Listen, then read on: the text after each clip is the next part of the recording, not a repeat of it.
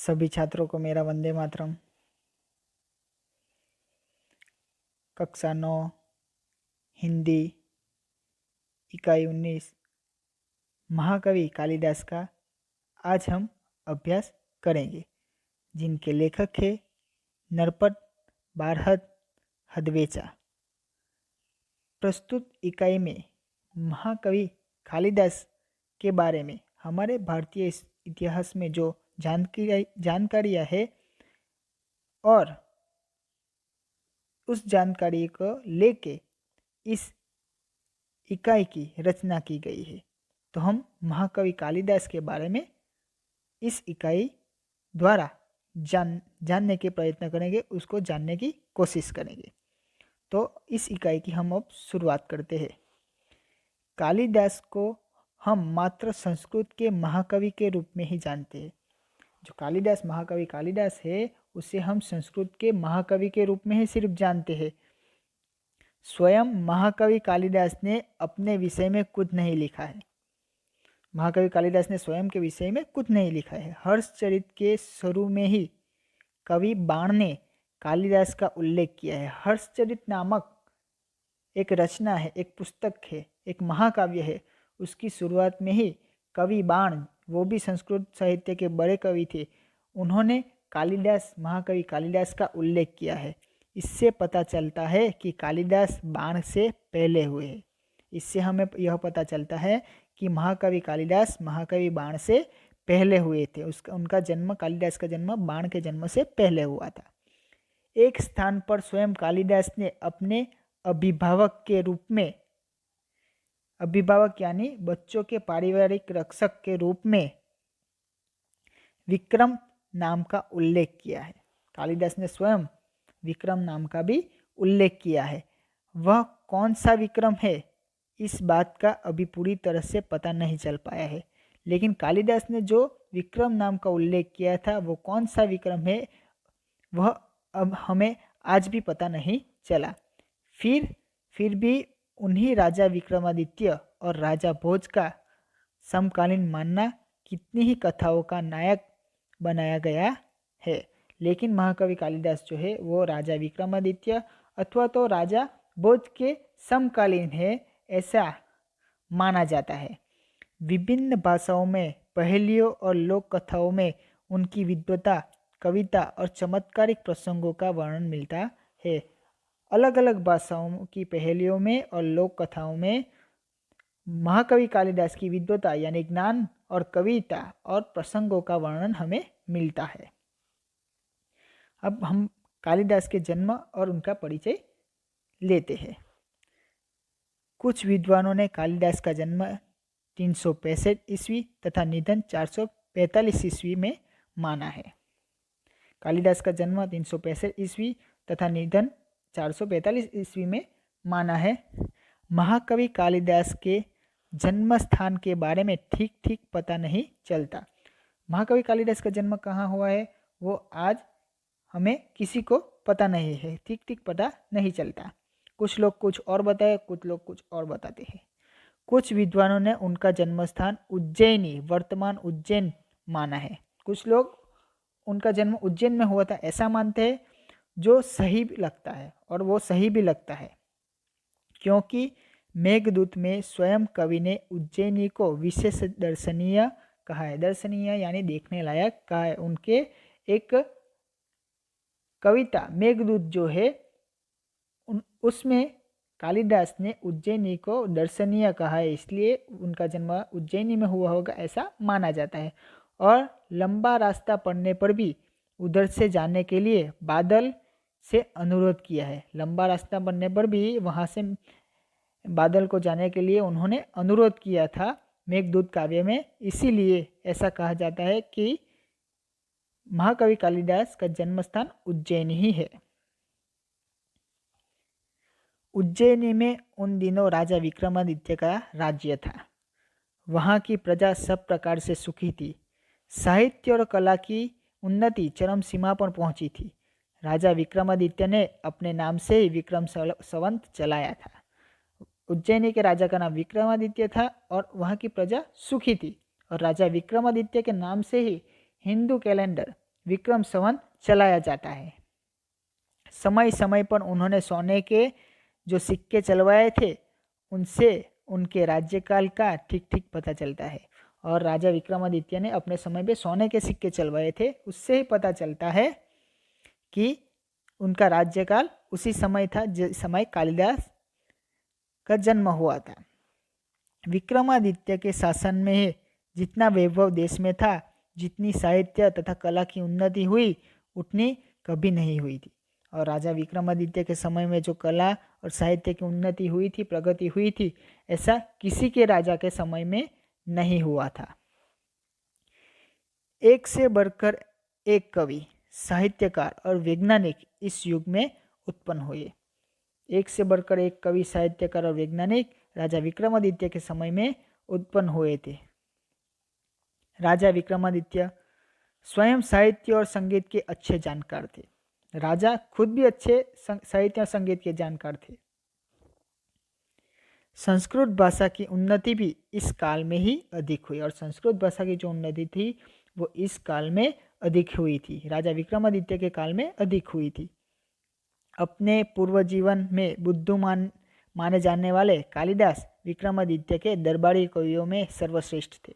और हमारे महाकवि कालिदास जो थे वो पूर्व जीवन में अपने बालपन के जीवन में बुद्धू माने जाते थे, लेकिन वो बुद्धू माने जाने वाले कालिदास विक्रमादित्य राजा के दरबारी कवियों में सबसे श्रेष्ठ थे। कालिदास के अतिरिक्त 8 और कवि भी दरबार में थे जो नवरत्न कहलाते थे। कालिदास के अलावा और 8 कवि भी थे राजा विक्रमादित्य के दरबार में, और कालिदास के साथ 9 हुए तो नवरत्न, वो कवि नवरत्न कहलाते थे। कालिदास के विषय में कहा जाता है कि वे युवावस्था तक निरक्षर थे, अनपढ़ थे, जिस डाल पर बैठते उसी को ही काटते थे। निरक्षर होने पर भी वह इतने विद्वान और महाकवि किस तरह बन गए, इसकी भी एक बड़ी विचित्र और रोचक कहानी है। वो बुद्धू में से कैसे विद्वान बने उसकी भी एक कथा है, एक कहानी है। उन दिनों शारदानंद नाम का एक राजा थे। उनकी एक गुणवती और विद्वान पुत्री थी। शारदानंद नाम के एक राजा थे, उनकी एक पुत्री थी गुणवती नाम की। एक गुणवती और विद्वान पुत्री थी जिसका नाम विद्योत्तमा था। विद्योत्तमा नाम की पुत्री थी। वह बहुत सुंदर और रूपवती थी। वो सुंदर थी, रूपवती थी, वो बहुत सुंदर दिखाई देती थी। उसके रूप, गुण और ज्ञान की प्रसन्नता दूर दूर के देशों तक फैली हुई थी। जो विद्योत्तमा थी वो गुणवान भी थी, विद्यावान भी थी और सुंदर भी थी, तो उसकी प्रशंसा दूर देशों तक फैली हुई थी। विद्योत्तमा को अपने रूप, गुण और ज्ञान पर बड़ा घमंड था। वो गुणी भी थी, उसे सब पता भी था, वो ज्ञानी भी थी और वो सुंदर भी दिखती थी, इसलिए उसे अपने आप पर घमंड था। अपने विवाह के संबंध में उसने घोषणा कर रखी थी, और विद्योत्तमा ने अपने विवाह के संदर्भ में घोषणा कर रखी थी कि जो उसे शास्त्रार्थ में हरा देगा उसी के साथ वह अपना विवाह करेगी। जो उसके साथ ज्ञान का कंपटीशन शास्त्रार्थ करेगी, यानी आमने सामने श्लोक बोले जाएंगे, शास्त्रार्थ में जो विद्योत्तमा को हरा देगा उसके साथ वो विवाह करेगी। उसकी इसी घोषणा की जानकारी जैसे जैसे पास पड़ोस के देशों तक पहुंचती गई, वहाँ के विद्वान तथा पंडित विद्योत्तमा से शास्त्रार्थ करने के लिए आने लगे। जैसे ही सबको पता चला तो अलग अलग देशों से विद्वान वहाँ आए और विद्योत्तमा के साथ शास्त्रार्थ करने लगे, स्पर्धा करने लगे। लेकिन विद्वान या पंडितों को बड़ी ग्लानि का अनुभव हो रहा था। ग्लानि यानी दुख का। लेकिन जो विद्वान और पंडित उससे शास्त्रार्थ करने आते थे उन्हें दुख होता था, दुख की अनुभूति होती थी, और वे इसका बदला लेने का उपाय सोचने लगे। यानी सबको विद्योत्तमा ने शास्त्रार्थ में हरा दिया, तो उन्होंने सोचा कि हमें विद्योत्तमा से बदला लेना चाहिए, और इसका उपाय सोचने लगे कि कैसे हम विद्योत्तमा से बदला लें। विद्वानों और पंडितों ने मिलकर तय किया कि विद्योत्तमा का विवाह किसी मूर्ख से करवा दिया जाए तो इसका घमंड टूट जाएगा। सब विद्वानों ने और पंडितों ने मिलकर यह नक्की किया, यह तय किया कि विद्योत्तमा का विवाह एक मूर्ख व्यक्ति से करवा दे, जिससे वो उसका गमन चूर चूर हो जाएगा और वे अपने अपमान का बदला भी ले सकेंगे। अतः अब वे ऐसे एक मूर्ख की तलाश में रहने लगे। संयोग से उन्हें एक दिन एक ऐसा ही मूर्ख युवक मिल गया। वो सब मिलकर एक मूर्ख व्यक्ति को ढूंढने लगे। तो एक दिन उनको एक मूर्ख युवक मिल गया। वह पेड़ की जिस डाल पर बैठा था उसी को ही काट रहा था। पंडितों तथा विद्वानों को लगा कि इससे बड़ा मूर्ख और कौन होगा। पंडितों और विद्वानों को लगा इससे बड़ा मूर्ख तो दुनिया में कोई भी नहीं होगा। इसलिए पंडितों ने उसे पेड़ से नीचे उतारा और समझा बुझाकर एक सुंदर राजकुमारी से उसका विवाह कर देने की बात कहकर तथा लालच देकर अपने साथ चलने को राजी किया। तो उस मूर्ख युवक को पेड़ से उतारा, उसे एक सुंदर राजकुमारी के साथ उसका विवाह होगा यह कहकर उसे लालच देकर उनके साथ चलने को उन्होंने राजी किया। पंडितों ने उस मूर्ख युवक को यह बात अच्छी तरह समझा दी कि वह वहाँ कुछ नहीं बोलेगा और गूंगा बनकर रहेगा। राजकुमारी के पास ले जाए गए, तब वो मूर्ख युवक कुछ नहीं बोलेगा ऐसी शर्त रखी। उन्होंने समझा दिया उसे, नहीं तो उसका विवाह नहीं हो पाएगा। वह मूर्ख युवक बड़ा खुश हुआ। उसने पंडितों की बात मान ली और उनके द्वारा दिए गए अच्छे अच्छे कपड़े पहन लिए। पंडित उसे विद्योत्तमा के पास शास्त्रार्थ के लिए ले गए। उस युवक को अच्छे अच्छे कपड़े पहना लिए और उस युवक ने बात भी मान ली कि वो वहाँ जाकर कुछ नहीं बोलेगा। और पंडित ने उस मूर्ख युवक को विद्योत्तमा के पास शास्त्रार्थ के लिए ले गए। राजकुमारी विद्योत्तमा को उस मूर्ख युवक का परिचय देते हुए पंडितों ने बताया कि ये हमारे गुरु है। उस मूर्ख व्यक्ति को अपना गुरु बताया पंडितों ने, और बहुत बड़े विद्वान है, शास्त्रों के जानकार है, आपके साथ शास्त्रार्थ करने के लिए आए हैं। लेकिन उन दिनों मौन व्रत चलने के कारण ये संकेत से ही शास्त्रार्थ करेंगे। लेकिन हमारे गुरु जो है उसका मौन व्रत है, इसलिए वो इशारों में ही जवाब देंगे, ऐसा उन्होंने विद्वानों और पंडितों ने कहा। विद्योत्तमा पंडितों की यह छल बड़ी बात नहीं समझ सकी और शास्त्रार्थ के लिए तैयार हो गई। विद्योत्तमा शास्त्रार्थ के लिए तैयार हो गई। उसने युवक को एक उंगली दिखाई जिसका भाव था कि ईश्वर एक है। विद्योत्तमा ने उस मूर्ख युवक को एक उंगली दिखाई और कहा, उसका अर्थ क्या था एक उंगली का, कि ईश्वर एक है, भगवान एक है। उस मूर्ख युवक ने समझा कि यह मेरी एक आंख फोड़ देना चाहती है। उस मूर्ख युवक ने उसको ऐसा लगा कि यह मेरी एक आंख फोड़ देना चाहती है। उसने दो उंगलियां दिखाते हुए उसकी दोनों आंखें फोड़ डालने का संकेत किया। तो उस युवक ने कहा दो उंगली दिखाई, और उसका युवक का अर्थ क्या था दो उंगली दिखाने का, कि मैं तुम्हारी दोनों आंखें फोड़ दूंगी। पंडितों ने इस संकेत का अर्थ विद्योत्तमा को समझाते हुए कहा कि आपके प्रश्न के उत्तर में हमारे गुरुजी का कहना है कि ईश्वर और जीव दो है। इस बार राजकुमारी विद्योत्तमा ने 5 उंगली दिखाकर 5 तत्वों का संकेत किया। दूसरी बार विद्योत्तमा ने 5 उंगली दिखाई और 5 तत्वों का संकेत किया जिससे हमारा यह शरीर बना है। उस मूर्ख ने समझा कि वह मेरे मुंह पर तमाचा मारने का संकेत कर रही है।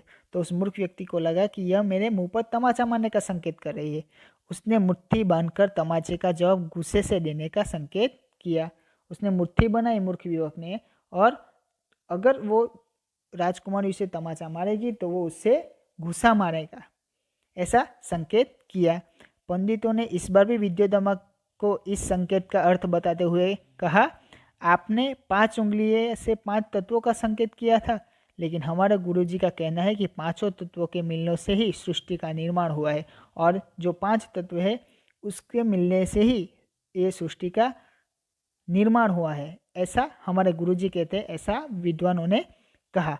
अलग अलग रहने में नहीं, और 5 तत्व जो अलग अलग रहते उससे धरती का निर्माण नहीं हुआ, उन तत्वों के मिलने से ही धरती का निर्माण हुआ, ऐसा उन्होंने विद्वान और पंडितों ने विद्योत्तमा को कहा। इस तरह उपरोक्त शास्त्रार्थ में विद्योत्तमा ने उस मूर्ख युवक को अपनी हार मान ली, मूर्ख युवक के सामने अपनी हार मान ली और दोनों का विवाह धूमधाम से पंडितों ने करवा लिया। और विद्योत्तमा ने अपनी हार मान ली और विद्योत्तमा और युवक की शादी हो गई। एक दिन की बात है, एक ऊँट की बोली सुनकर वह मूर्ख युवक अपना मौन व्रत भूलकर यकायक बोल उठा, उत्र उत्र। एक दिन वो युवक ने ऊँट देखा तो अपना मौन व्रत भूल गया और जोर जोर से चिल्लाने लगा, उत्र उत्र।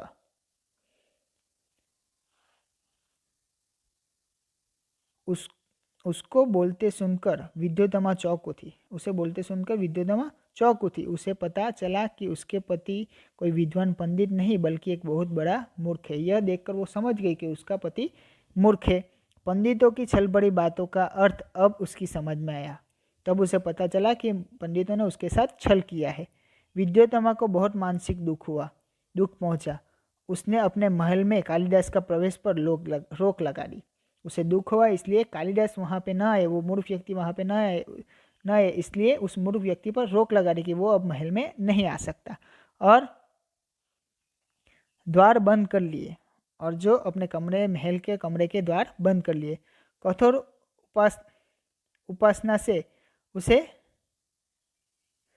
काली माँ का वरदान प्राप्त हुआ और उसे काली का दास होने के कारण कालिदास नाम प्राप्त हुआ। उसके बाद उसने क्या किया, कठोर परिश्रम की, महाकाली की उपासना की और काली का दास होने के कारण उन्हें कालिदास नाम प्राप्त हुआ। शीघ्र ही कालिदास सारी विद्याओं को सीखकर प्रवीण हो गए और कालिदास सारी विद्याओं को सीखकर उन्हें प्रवीण हो गए। राजनीति, धर्मशास्त्र और साहित्य का अच्छा ज्ञान प्राप्त कर फिर से विद्योत्तमा के पास लौटे। कालिदास के लिए द्वार बंद कर दिए थे विद्योत्तमा ने, लेकिन कालिदास ने महाकाली की पूजा करके उन्होंने विद्या प्राप्त की और विद्याओं में प्रवीण हो गए और बाद में फिर से वो अपनी पत्नी विद्योत्तमा के पास आए।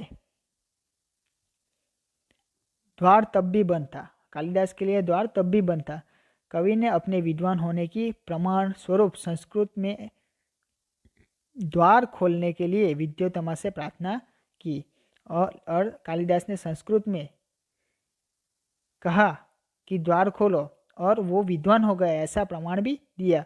अनावृत कपाट द्वार देहि, और संस्कृत में क्या कहा कि अनावृत कपाट द्वार देहि, यानी ये द्वार खोलो। अंदर से पत्नी विद्योत्तमा ने पूछा, अस्ति कश्चित वाग विशेष।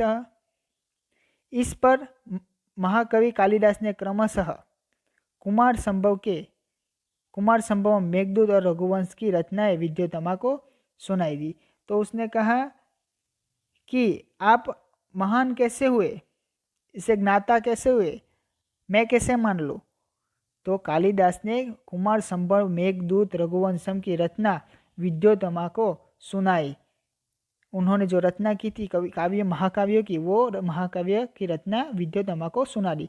विद्योत्तमा को जब उनके पंडित होने का विश्वास हो गया तो उसने द्वार खोलकर महाकवि का स्वागत किया। और जब विद्योत्तमा को ऐसा लगा, विश्वास हुआ कि नहीं मेरे पति विद्वान हो गए हैं, तब उसने द्वार खोला और महाकवि कालिदास का स्वागत किया। कालिदास को हर क्षेत्र में गहरा अनुभव था। प्रकृति का जैसे वर्णन उन्होंने उनके साहित्य में मिलता है, वैसा कहीं नहीं मिलता। उनके प्रकृति के बिना मनुष्य जीवन अधूरा दिखाई पड़ता है। कालिदास की उपमाएं विश्वविख्यात है। कालिदास की जो उपमाएं थी वो विश्वविख्यात है, उनकी कोई तुलना नहीं। यानी कालिदास की कोई भी तुलना उनके जैसा कोई भी कवि हुआ नहीं, उसका कोई जोड़ नहीं। चरित्र चित्रण में भी महाकवि कालिदास की तुलना नहीं की जा सकती, उनकी कोई बराबरी नहीं कर सकता। उसके पात्रों का व्यक्तित्व अपनापन के लिए रहता है, हर बात बड़ी ही स्वाभाविकता से उपस्थित होती है। यानी उनकी रचनाएं थी वो बहुत अच्छी थी, उनकी जैसी रचनाएं किसी भी कवि की नहीं हुई। आगे कालिदास अपने काव्य तथा नाटकों के द्वारा बार बार यही बताना चाहते हैं कि राजा प्रजा का शासक नहीं, उसका रक्षक और पिता है। उनकी रचनाओं में ऐसा कहते हैं कालिदास कि जो राजा है वो प्रजा के ऊपर शासन करने वाला नहीं है, लेकिन जो प्रजा है उसकी रक्षक है। राजा प्रजा का पिता है। उन दिनों समाज में नारी का क्या स्थान था, इस बात का पता भी हमें कवि कालिदास की रचनाओं से ही मिलता है। और उस समय में, कालिदास के समय में नारी का क्या स्थान था, इस बात का पता भी कवि कालिदास की रचनाओं में ही हमें मिलता है। समाज में नारी को सम्मान और श्रद्धा की दृष्टि से देखा जाता था और उसे नृत्य, संगीत, चित्रकला आदि की शिक्षा भी दी जाती थी। उस समय पे नारी को सम्मान की और श्रद्धा की दृष्टि से देखा जाता था और संगीत, नृत्य और चित्रकला आदि की शिक्षा भी देते थे। ऐसा हमें कालिदास की कथाओं में से ही पता चलता है। महाकवि कालिदास के 7 प्रमुख ग्रंथ थे। महाकवि कालिदास के 7 प्रमुख ग्रंथ है। उनमें से पहला ग्रंथ ऋतु संहार है। यह एक उत्तम काव्य है। इसमें कालिदास ने अपनी सूक्ष्म दृष्टि का परिचय दिया है। उनका पहला काव्य है ऋतु संहार, और ऋतु संहार में ऋतुओं का तथा प्रकृति का जितना सुंदर चित्रण काव्य में है उतना कालिदास के अन्य ग्रंथों में नहीं है। यानी यह काव्य ऋतुओं के ऊपर आधारित है। उसके बाद मालविक अग्निमित्र कालिदास का दूसरा ग्रंथ है और पहला नाटक है। उसमें 5 अंक और विदिशा के राजा अग्निमित्र तथा विदर्भ की राजकुमारी मालविका की प्रेम कथा है। तीसरा ग्रंथ विक्रमवर्षीय कालिदास का दूसरा नाटक यह विक्रमवर्षीय है। इसमें 5 अंक है तथा महाराजा पुरुरवा और उर्वशी की प्रेम कथा का चित्रण किया गया है विक्रमवर्षीय में। उसके बाद कुमार संभवम एक काव्य है और इसमें शिव पार्वती के विवाह से लेकर कुमार कार्तिकेय का जन्म और कार्तिकेय द्वारा तारकासुर के वध तक की कथा का वर्णन कुमार संभवम में हमें मिलता है। उसके बाद मेघदूत कालिदास का 5वां ग्रंथ है। यह भी एक खंड काव्य है और इसके शुरू में कालिदास ने बादल को दूत बनाकर कुबेर की नगरी अलकापुरी तक का मार्ग बताया है। उसके उत्तरार्ध में यक्ष ने अपने वीरहिणी प्रिया को पहचानने के उपाय में मेघ को बताया और अपना संदेश दिया था। यानी मेघ को संदेश बनाकर दूत के रूप में भेजा था कालिदास के इस महाकाव्य में कालिदास ने। इस काव्य में वर्षा काल और विरह का वर्णन खूब निखरा है। इसमें भारत के भूगोल की भी अच्छी जानकारी दी गई है। उसके बाद रघुवंश महाकाव्य जो कालिदास का अगला महाकाव्य है, 6था महाकाव्य है। कवि कालिदास ने रघुवंश की कथा कहने से पहले ही कह दिया कि कहाँ तो सूर्य से उत्पन्न हुआ यह वंश, कहाँ माटी बुद्धि वाला। मैं तिनकों से बनी छोटी सी नाव लेकर मैं अपार समुद्र को पार करने की बात सोच रहा हूँ। यानी एक महान वंश रघुवंश के बारे में, जहाँ भगवान राम का जन्म हुआ था, उस रघुवंश के बारे में मैं लिखने जा रहा हूँ। यानी एक छोटी सी नाव लेकर समुद्र को पार करने जा रहा हूँ, ऐसा वो कहते हैं। सूर्यवंश के दिलीप से लेकर कुश और उनके अनेक उत्तराधिकारियों तक की कथा रघुवंश में है। यानी रघुवंश में सूर्यवंश के राजा दिलीप से लेकर भगवान राम के बेटे कुश और उसके उत्तराधि उनके बेटों के बेटे तक की कथा रघुवंश में उन्होंने लिखी है।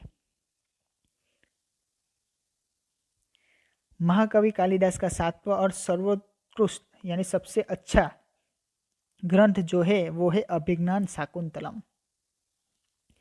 यह उनका तीसरा नाटक है और इसमें 7 अंक है।